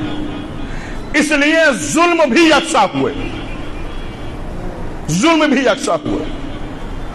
قرآن پہ بھی تیر چلائے گئے, ان کے جنازے پر بھی تیر چلائے گئے. قرآن کو بھی نیزے پہ چڑھایا گیا, ان کے سر کو بھی نیزے پہ چڑھایا گیا. قرآن کو بھی آگ لگائی گئی, ان کے خیام کو بھی جلایا گیا. اور کربلا میں بی بی زینب کے سر سے چادر نہیں اتری بلکہ جزدان قرآن اتار لیا گیا. اس لیے کہ یہ اہل بیت بھی ہیں قرآن کے. ظلم بھی یکساں ہوا. ہاں زداران مظلوم کربلا, یہ تو وہ دن ہیں کہ رونے کے لیے کچھ پڑھنے کی ضرورت نہیں ہے, بس تصور ہی کافی ہے رونے کے لیے. اور رونے کے لیے یہ کہہ دینا بھی کافی ہے کہ آج محرم کی 4 تاریخ بھی تمام ہو گئی. عزادارو یہی سوچ کے روئیے کہ امام حسین 5 دن کے مہمان رہ گئے ہیں. امام ہم سے رخصت ہو جائیں گے. ہائے ان 10 دنوں میں کس کس کے مصائب پڑھے جائیں, کس کس کی مصیبت بیان کی جائے. اس لیے کہ دن کم ہیں اور 72 لاشیں ہیں. کس کی مصیبت بیان کی جائے, کس کی مصیبت پڑھی جائے. لیکن عزادارو رونا تو اسی بات کا ہے جو کائنات کا مالک ہے, جو جنت کا مالک ہے, اس کے بیٹے نے اپنا وطن چھوڑ دیا اور صرف تنہا نہیں نکلے, خواتین کو ساتھ لے کے چلے ہیں. بنی ہاشم کے جوان ساتھ میں ہیں. عزادارو مکے پہنچے, حج کو عمرے سے تبدیل کیا, چلے کربلا کی طرف. اور راستے میں چاہنے والے بھی مل رہے ہیں. تاریخ یہ کہتی ہے کہ ایک جگہ پہ قافلہ رکا. جب امام مکے سے چل رہے تھے تو ساتھ میں جناب زہیر بھی چل رہے تھے, لیکن وہ امام کے ساتھ نہیں تھے. جناب زہیر اپنی زوجہ کے ساتھ تھے اور دور دور چل رہے تھے, فاصلے سے چل رہے تھے. ایک جگہ پر جب امام حسین کا قیام ہوا, امام نے خیمے لگائے تو کچھ دوری پر جناب زہیر نے بھی اپنے خیمے لگائے. ظہر کا وقت ہوا, جناب زہیر اپنے خیمے میں بیٹھے ہوئے کھانا تناول فرما رہے تھے اور خیمے کے باہر دروازے پر 2 دربان کھڑے ہوئے تھے کہ ایک مرتبہ جناب زہیر نے کھاتے کھاتے دروازے کی طرف دیکھا تو کیا دیکھا, جو 2 غلام باہر کھڑے ہوئے تھے وہ جھک کر کسی کو سلام کر رہے ہیں. ایک مرتبہ جناب زہیر نے آواز دی کہ اے میرے غلاموں, میں تو تمہارا آقا اندر بیٹھا ہوں, یہ تم جھک کر کسے سلام کر رہے ہو؟ کہ آقا ہمیں ایسا لگ رہا ہے جیسے سامنے سے رسول خدا آ رہے ہیں. جناب زہیر گھبرا گئے, اب جو جناب زہیر نے دیکھا تو جناب علی اکبر تشریف لا رہے ہیں، جناب علی اکبر آ رہے ہیں، کھڑے ہو گئے جلدی سے، شبیہ پیغمبر آ رہے ہیں، سلام کیا۔ فرزند رسول، اگر مجھ سے کوئی کام تھا تو کسی غلام کو بھیج دیا ہوتا، کہا کہ زہیر تمہیں ہمارے بابا نے بلایا ہے، ہمارے بابا نے ہمیں بھیجا ہے تمہیں بلانے کے لیے۔ ہائے کیسا وقت آ گیا کہ آقا زادے بلانے آ رہے ہیں، جناب حبیب وہ کربلا میں ہے، ایک ایسے ہے کہ انہیں خط لکھ کے بلایا ہے، لیکن زہیر وہ صحابی ہیں، وہ ساتھی ہیں کہ جس کو علی اکبر کے ذریعے بلایا۔ اور ایک مرتبہ جناب زہیر پہنچے، آقا میرا سلام، کہ زہیر تم الگ الگ خیمے کیوں لگا رہے ہو، الگ الگ کیوں چل رہے ہو؟ اس لیے کہ کربلا کے شہداء میں زہیر تمہارا نام لکھا ہوا ہے، تمہیں کربلا میں ہمارے ساتھ قربانی پیش کرنا ہے۔ کہا آقا جیسا آپ کا حکم، اب میں آپ کے ساتھ چلوں گا، لیکن مولا کچھ لمحے کے لیے مہلت دیجئے۔ کہا زہیر مہلت ہے۔ جناب زہیر امام کے خیمے سے باہر نکلے، اپنے خیمے میں آئے اپنی زوجہ کے پاس اور کہا کہ دیکھ میں سب جانتا ہوں، میں آقا حسین کے ساتھ کربلا جا رہا ہوں اور مجھے یقین ہے کہ کربلا میں ہم قتل کر دیے جائیں گے، آقا حسین بھی قتل کر دیے جائیں گے، لیکن میں یہ بھی جانتا ہوں کہ حسین نبی کے نواسے ہیں، علی کے بیٹے ہیں، اگر حسین کربلا میں قتل ہو جائیں گے، ارے ان کے لیے تو جنت سے لباس آیا ہے، کوئی نہ کوئی ان کو کفن دے دے گا، یہ سوچ کر کہ یہ نبی کے نواسے ہیں، فاطمہ کے بیٹے ہیں، لیکن میں غلام زادہ ہوں، مجھے کون کفن دے گا، مجھے کون لباس دے گا؟ دیکھ یہ میرا کفن ہے، تو اس کو اپنے ساتھ لے جا، اور یہ غلام ہے اس کو بھی لے جا، اور جب میرے مرنے کی خبر تجھ تک پہنچے تو اس غلام کو کفن دے کے کربلا بھیج دینا، یہ میرے لاشے کو کفن پہنا دے گا۔ یہ کہہ کے زہیر نے اپنی زوجہ کو رخصت کر دیا۔ جناب زہیر امام حسین کے ساتھ کربلا پہنچے، عزاداروں عاشور آ گئی، حسین قتل ہو گئے، زہیر بھی مار ڈالے گئے۔ ادھر خبر پہنچی جناب زہیر کی زوجہ کو کہ حسین قتل ہو گئے اور صحابی حسین قتل ہو گئے۔ ایک مرتبہ جناب زہیر کی زوجہ نے غلام کو بلایا اور کہا کہ لے یہ کفن لے جا اور کربلا میں جا کے زہیر کے لاشے کو کفن پہنا دینا۔ عزاداروں وہ غلام گیا، کچھ وقت کے بعد واپس آیا، جب واپس آیا تو زہیر کی زوجہ نے دیکھا کہ کفن ہاتھوں میں ہے، کفن ساتھ لے کر آیا ہے۔ ایک مرتبہ زہیر کی زوجہ نے اس سے کہا کیا تو کربلا نہیں گیا تھا؟ کہ میں کربلا گیا تھا بی بی۔ کہ تجھے زہیر کا لاشا نہیں ملا؟ کہ بی بی لاشا ملا تھا۔ کہ پھر تو نے کفن کیوں نہیں دیا؟ کہ بی بی جب میں کربلا میں پہنچا میرا کلیجہ پھٹ گیا کہ کفن ایک ہے، لاشیں 72 پڑے ہوئے ہیں۔ بی بی کہ میں حیران تھا کس کس کو کفن دیتا۔ ہاں عزاداروں نے مظلوم کربلا اور روئیے ماتم کیجئے، یہ زہیر کا ماتم ہے۔ لیکن عزاداروں آج ایک اور حسین کا چاہنے والا ہے جو کوفے سے آ رہا ہے، اور کہاں پہنچا کہ جب امام کا سامنا ہوا تو تاریخ یہ کہتی ہے کہ ہر کا لشکر اتنا پیاسا تھا کہ پیاس کی وجہ سے جاں بحلق ہوا جا رہا تھا۔ ایک مرتبہ امام حسین نے دیکھا، آواز دی میرے لال علی اکبر میرے قریب آؤ، اون محمد قریب آؤ، اے بھیا عباس دیکھو ہر کا لشکر پیاسا ہے، ہر کے لشکر کو پانی پلاؤ۔ تاریخ یہ کہتی ہے، مقتل یہ کہتا ہے کہ ہر کے لشکر کو ایک بار نہیں کئی مرتبہ پانی پلایا گیا۔ صرف انسانوں کو پانی نہیں پلایا، جانوروں کو بھی پانی پلایا گیا۔ اور ہر کے لشکر میں ایک سپاہی تھا، وہ کہتا ہے کہ پیاس کی شدت میرے اوپر اتنی تھی کہ پیاس کی وجہ سے میری آنکھیں بند ہو رہی تھی، میری آنکھوں کے سامنے اندھیرا چھا رہا تھا، مجھے غشی آ رہی تھی، میں زمین پر گر پڑا۔ میرے ہاتھ میں پانی کا پیالہ تو آیا لیکن کمزوری اتنی تھی پیاس کی وجہ سے کہ میں پانی کو اپنے ہونٹوں تک نہ لے جا سکا، کہ میں غشی کے عالم میں تھا۔ کہ پھر میں نے محسوس کیا کہ جیسے کسی نے میرے ہونٹوں سے پانی کا پیالہ لگایا اور میں نے پانی پیا۔ جب میں نے پانی پیا تو میری آنکھوں سے اندھیرا ہٹنے لگا. اب جو آہستہ آہستہ میری آنکھیں کھلی تو میں یہ دیکھ کے حیران رہ گیا کہ حسین ابن علی خود اپنے ہاتھوں سے مجھے پانی پلا رہے ہیں. حسین ابن علی کے لشکر نے ہر کے لشکر کو پانی پلایا. عزادارو یہ سوچئے اور روئیے، کیا اس وقت ہر کے لشکر میں سے کوئی ایک بھی آدمی کربلا میں نہ تھا جب امام حسین اپنے 6 مہینے کے بچے کے لیے پانی مانگ رہے تھے؟ اے ظالموں، میرا اصغر پیاسا ہے. منہ پھیر پھیر کے تو لشکر رو رہا تھا، لیکن کوئی حسین کے بچے کو پانی دینے والا نہ تھا. عزادارو لیجئے، خور کربلا تو آئے لیکن بے چین ہیں، پریشان ہیں. شب عاشور دسترخوان لگایا گیا. خور بھی ہیں، خور کا بیٹا بھی ہے، خور کا غلام بھی ہے. دسترخوان لگا ہوا ہے. خور دسترخوان سے اٹھے، خیمے سے باہر نکلے. دیکھا بیٹے نے، غلام نے، بھائی نے دیکھا کہ بھائی پریشان ہے.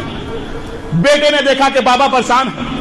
غلام نے دیکھا کہ آقا کے چہرے کا رنگ بدلا ہوا. سب قریب پہنچے. خور کے بیٹے نے خور سے کہا، بابا خیر تو ہے، کل صبح جنگ ہونا ہے، لیکن آپ کا چہرہ متغیر کیوں ہے؟ بھائی نے کہا، بھائی کیا بات ہے، آپ پریشان کیوں ہیں؟ غلام نے کہا، آقا خیریت تو ہے. جناب خور نے زبان سے تو کچھ نہ کہا، تینوں کو اپنے ساتھ لیا. کہا کہ غلام، بیٹا، بھائی آؤ میرے ساتھ چلو. لشکر یزید سے تھوڑا باہر نکلے. جب لشکر یزید کا شور شرابہ کم ہوا تو ایک مرتبہ جناب خور نے اپنے بیٹے سے کہا، غلام سے کہا، بھائی سے کہا، یہ جو ہوا آ رہی ہے ذرا اس پر کان لگاؤ اور کان لگا کے بتاؤ مجھے کچھ سنائی دے رہا ہے. اب جو تینوں نے کان لگائے تو پلٹ کر تینوں ایک ساتھ بولے، آقا، بابا، بھائی، ایسا لگتا ہے کہ جیسے بچوں کی رونے کی آواز آ رہی ہے. الاتاش الاتاش. جناب خور نے کہا، سن رہے ہو یہ آوازیں؟ ارے یہ حسین کے چھوٹے چھوٹے بچے رو رہے ہیں. ایک طرف میں جنت دیکھ رہا ہوں، ایک طرف جہنم دیکھ رہا ہوں. بیٹے نے کہا، ہاں بابا ہم بھی یہی چاہتے ہیں کہ ہم جنت کی طرف جائیں. غلام نے بھی یہی کہا، بھائی نے بھی یہی کہا. کہا اچھا تمہارا بھی ارادہ یہی ہے تو چلو ہم حسین ابن علی کی طرف چلتے ہیں. چلے حسین ابن علی کی طرف. ایک مرتبہ چلے اور رک گئے. جناب خور کہا، بابا خیر تو ہے؟ کہا، میرے لال میں گناہگار ہوں، میں خطا کار ہوں، اس لیے کہ میں نے امام حسین کے لجام فرض پہ ہاتھ ڈالا تھا. تو امام نے فرمایا تھا، اور تیری ماں تیرے غم میں بیٹھے. تو میں نے کہا، آقا یہ جملہ پڑھ کر میں اس وقت کہتا اگر آپ کی ماں فاطمہ زہرا نہ ہوتی. جناب فاطمہ زہرا کا حر نے احترام کیا تو سلاوی رومال فاطمہ ملا. کہا کہ میرے لال میری آنکھوں پہ پٹی باندھ دو، میرے ہاتھوں کو رومال سے باندھ دو، چونکہ میں حسین کا مجرم ہوں اور مجرموں کی طرح جاؤں گا. خور کے بیٹے نے خور کے ہاتھوں کو باندھا، چہرے پہ رومال کو رکھا، پٹی باندھی، چلے. خور کا غلام، خور کا بیٹا، خور کا بھائی. ابھی کچھ دور چلے تھے کہ خور کے بیٹے نے تکبیر بلند کی، اللہ اکبر. جناب خور نے کہا، میرے لال کیا ہوا، خیر تو ہے؟ کہا، بابا آقا علی اکبر ہمارے استقبال کے لیے آ رہے ہیں. جناب خور طرف گئے. ابھی کچھ دور چلے پھر تکبیر بلند کی. کہا، میرے لال اب تو خیر ہے؟ کہا، آقا باہر چلے آ رہے ہیں. ایک مرتبہ کچھ دور اور چلے تو اب خور کے بیٹے نے زور سے تکبیر بلند کی، اللہ اکبر. کہ میرے لال اب کیا ہوا؟ کہ بابا غضب ہو گیا، آقا حسین خدا ہے.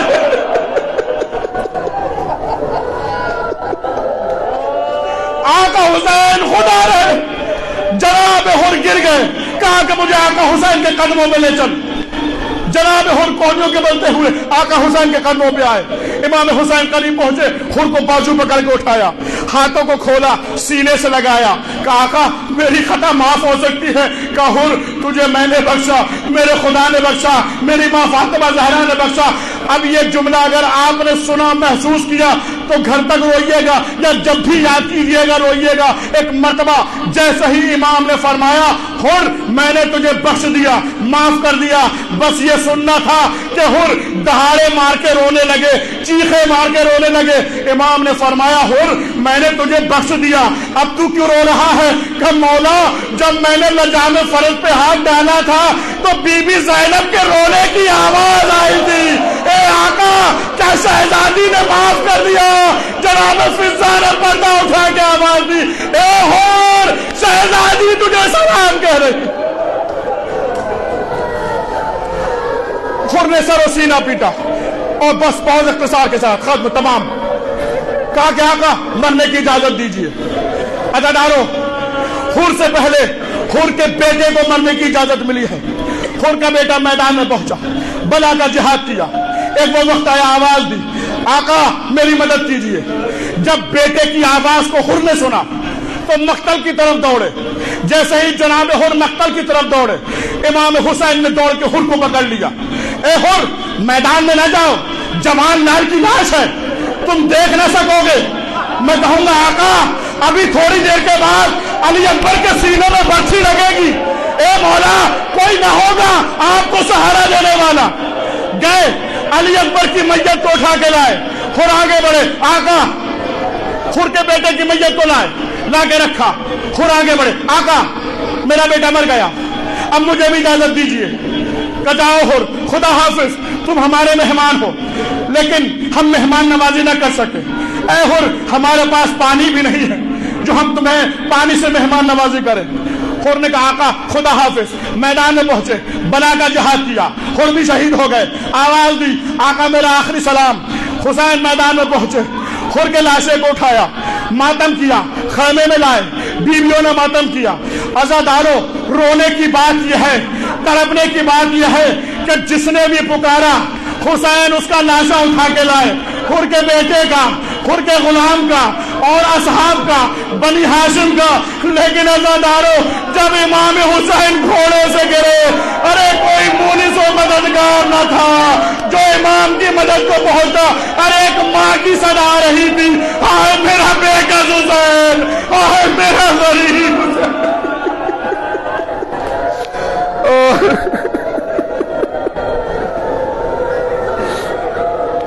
اِنَّا لِلَّهِ وَإِنَّا إِلَيْهِ راجعون۔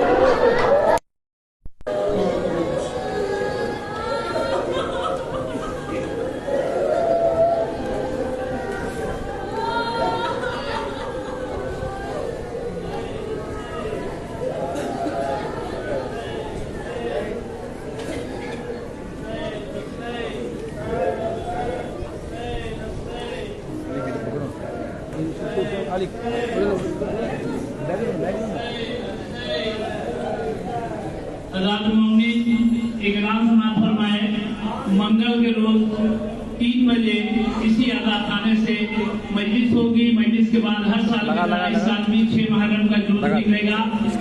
وقت کے پابندی کے ساتھ آپ لوگ 3 بجے چلائیں، ہم لوگ وقت کے پابندی کے ساتھ مجلس شروع کر دیں۔ اب مجلس کے ساتھ ساتھ ہی جلوس نکل جائے گا۔ زیادہ سے زیادہ تعداد میں شرکت فرما کر ثواب جلائن حاصل کریں۔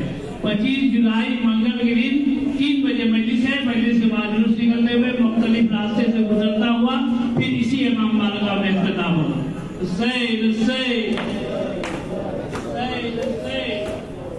آپ لوگ سب بنا دیں، سب بنا کے ماتم کریں۔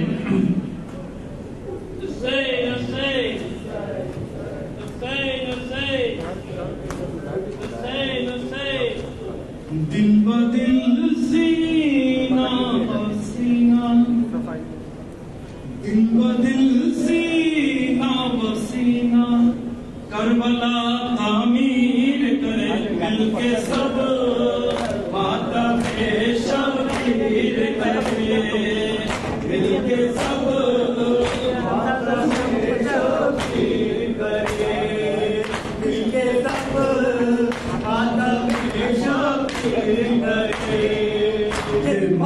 پہچان ہماری، اس پہ جان قربان ہماری، جس پہ یہی ہے جان ہماری، یہ ماتم ہے شان ہماری، کہتا ہے ایمان ہمارا، سارے جوانوں پیر کرے مل کے سب وعدہ بے شبیر کرے، مل کے سب وعدہ بے شبیر کرے، اصغر تیری پاس کا ماتم، اکبر پاس پاس کا ماتم، حسرت کار یاس کا ماتم، حاصل ہے احساس کا ماتم، لاکھ زمانہ ہم کو روکے، ہم اس کی تشہیر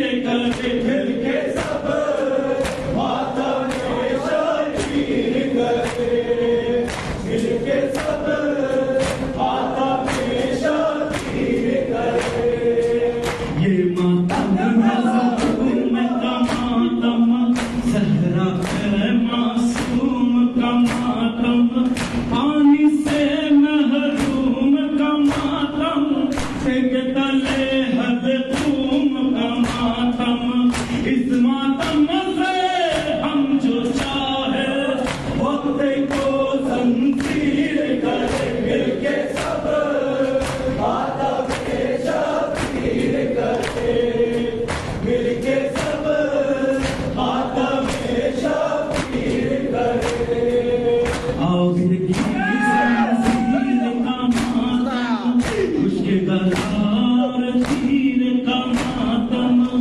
زینب شبیر کا ماتم، کس کرو دل گیر کا ماتم، جو ماتم زینب نے کیا تھا ہم اس کی تفسیر کرے، مل کے سب ماتم شبیر کرے، مل کے سب ماتم شبیر کرے، کہہ دوں گا ریحان سرور حشر میں جب خاتون محشر پوچھیں گی جو بات جو آ کر، چاہیے کیا ماتم کی بنا پر، ہم کہہ دیں گے ہم تو غلام شبر و شبیر کرے، مل کے سب ماتم شبیر کرے،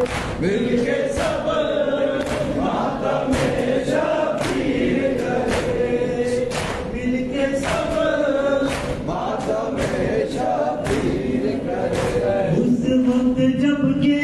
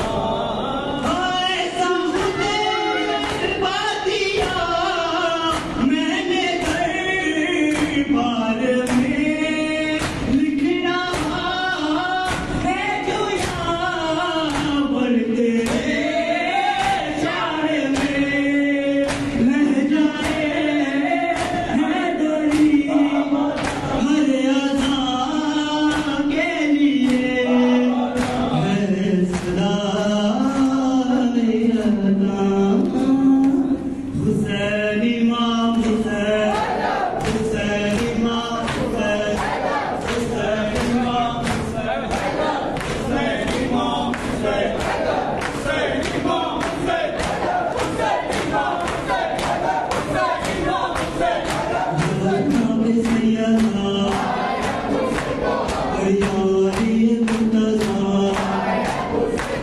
اور سید ابرار کی اور شاہ کے انصار کی بیزا کی علمدار کے ارے آنا محمد کے بھی ارے بالی سکینہ کے بھی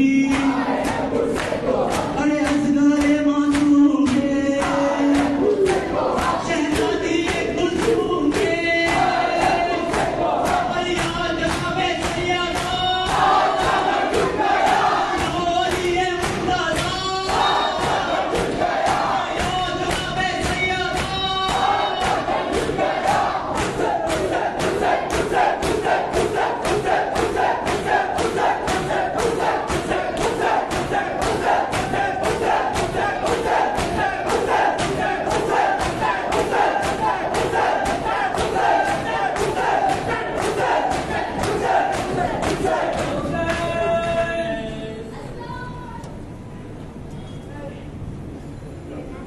السلام علیکم یا عبد اللہ السلام علیکم یا ابن رسول اللہ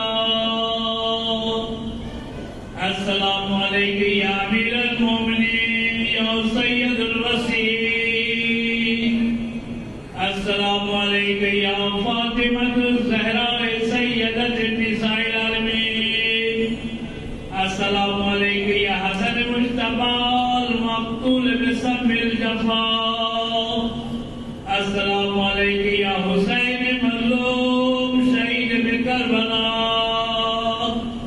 السلام علیکم یا مولا ابو الفضل العباس یا ابن امیر المومنین السلام علیکم ورحمۃ اللہ وبرکاتہ السلام علیکم یا غریب الغرباء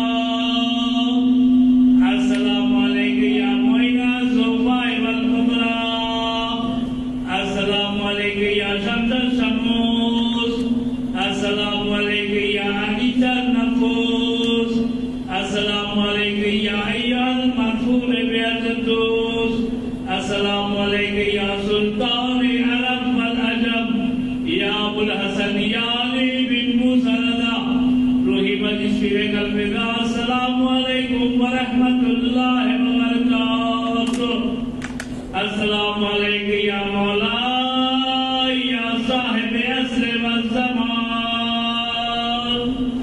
آقا لمن لمن لمن السلام علیکم یا شریک القرآن السلام علیکم یا مظہر الایمان السلام علیکم یا امام انس والجان